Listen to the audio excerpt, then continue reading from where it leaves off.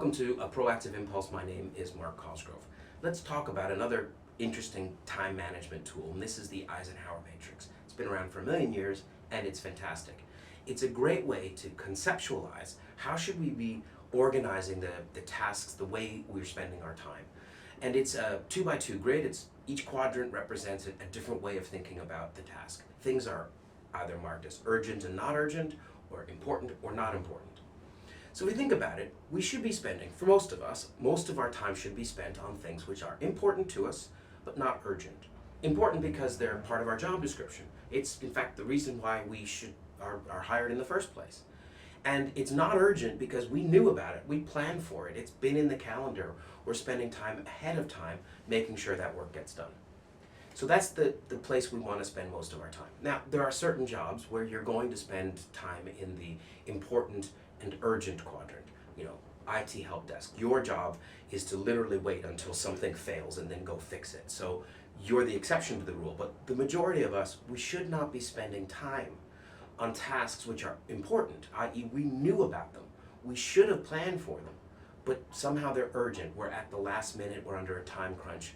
Because frankly, if we're spending more than about 20% of our day or week in that quadrant, somebody somewhere screwed up.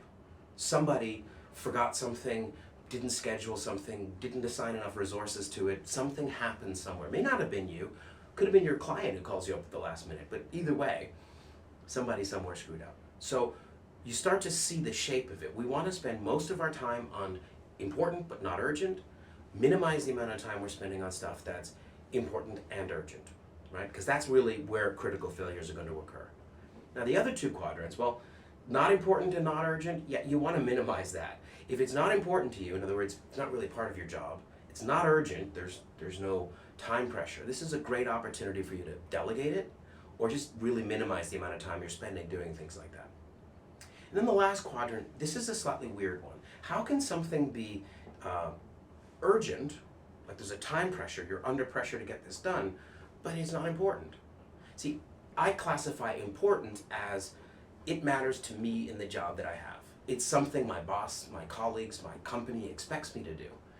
If it's not in that category, if it's not important, it means it should be somebody else's job.